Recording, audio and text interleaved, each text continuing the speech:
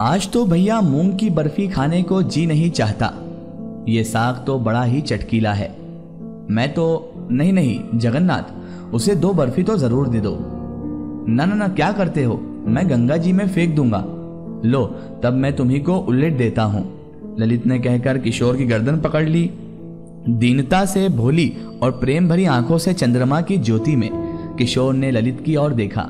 ललित ने 2 बर्फी उसके खुले मुख में डाल दी। उसने भरे हुए मुख से कहा, भैया अगर ज्यादा खाकर मैं बीमार हो गया तो? ललित ने उसके बर्फ के समान गालों पर चपत लगाकर कहा, तो मैं सुधा बिंदु का नाम गरल धरा रख दूंगा। उसके 1 बूंद में 17 बर्फी पचाने की ताकत है। निर्भय होकर भोजन और भजन करना चाहिए। शरद की नदी अपने करारों में दबकर चली जा रही है। छोटा सा बजरा भी उसी में अपनी इच्छा से बहता हुआ जा रहा है। कोई रोक नहीं, कोई टोक नहीं है। चांदनी निखर रही थी। नाव की सैर करने के लिए ललित अपने अतिथि किशोर के साथ चला आया है। दोनों में पवित्र सौहार्द है। जानवी की दहलता आ दोनों की स्वच्छ हंसी में चंद्रिका के साथ मिलकर एक कुतूहलपूर्ण जगत को देखने के लिए आह्वान कर रही है। धनी संतान ललित अपने वैभव में भी किशोर के साथ दीनता का अनुभव करने में बड़ा उत्सुक है। वह सानंद अपनी दुर्बलताओं को, अपने अभाव को, अपनी करुणा को उस किशोर बालक से व्यक्त कर रहा है। इसमें उसे सुख भी है क्योंकि वह एक ना समझने वाला हिरन के समान बड़ी बड़ी भोली आंखों से देखते हुए केवल सुन लेने वाले व्यक्ति से अपनी समस्त कथा कहकर अपना बोझ हल्का कर लेता है, और उसका दुख कोई समझने वाला व्यक्ति ना सुन सका, जिससे उसे लज्जित होना पड़ता है। यह उसे बड़ा सुयोग मिला है।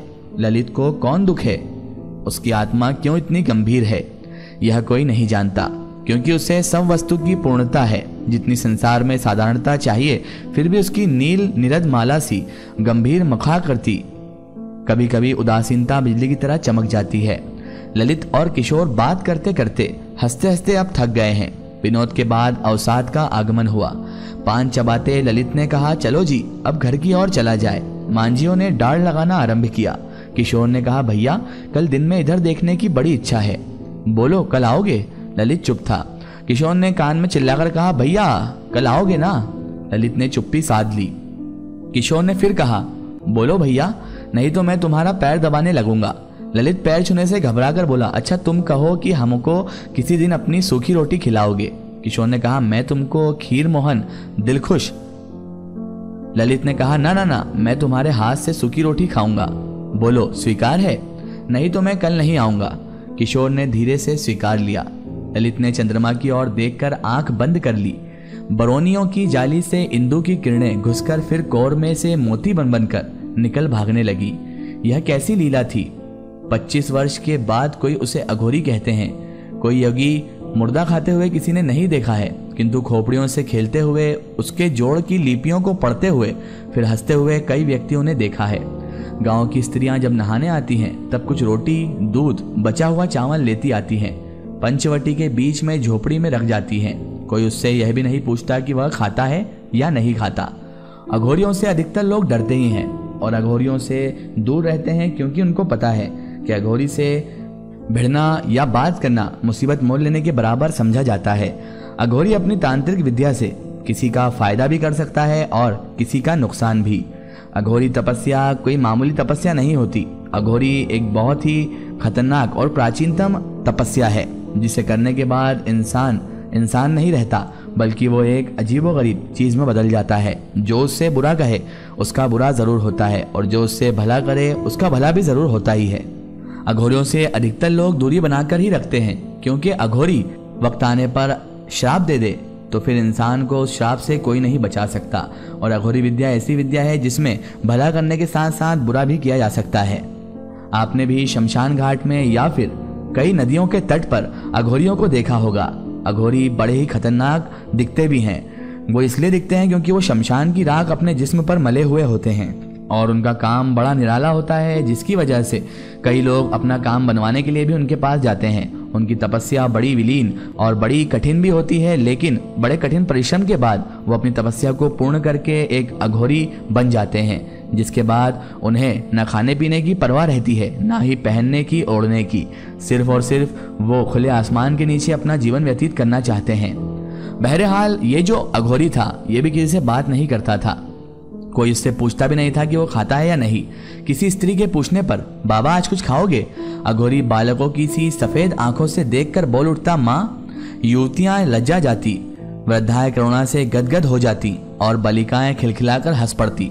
तब अघोरी गंगा के किनारे उतरकर चला जाता और तीर पर से गंगा के साथ दौड़ लगाते हुए कोसों चला जाता। तब लोग उसे पागल कहते थे।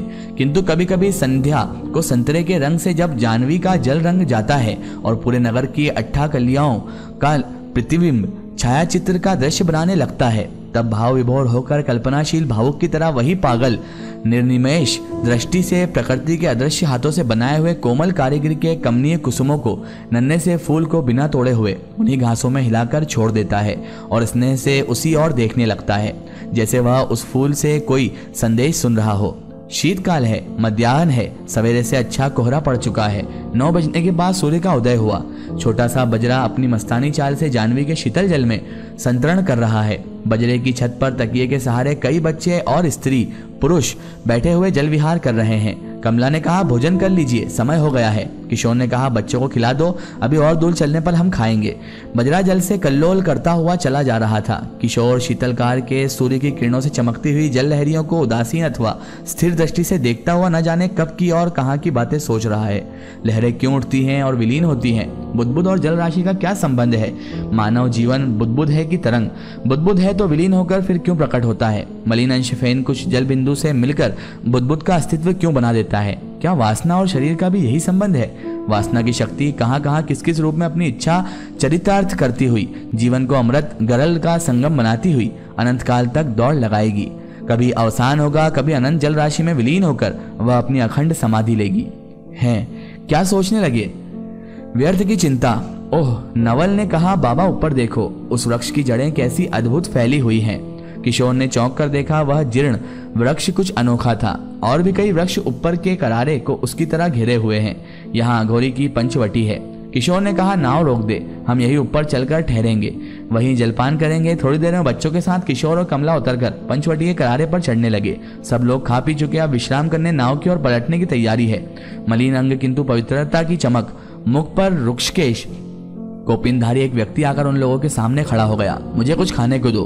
दूर खड़ा हुआ गांव का एक बालक उसे मांगते देखकर चकित हो गया। वह बोला बाबूजी, यह पंचवटी के अघोरी हैं। किशोर ने एक बार उसकी ओर देखा, फिर कमला से कहा कुछ बचा हो तो इन्हें दे दो।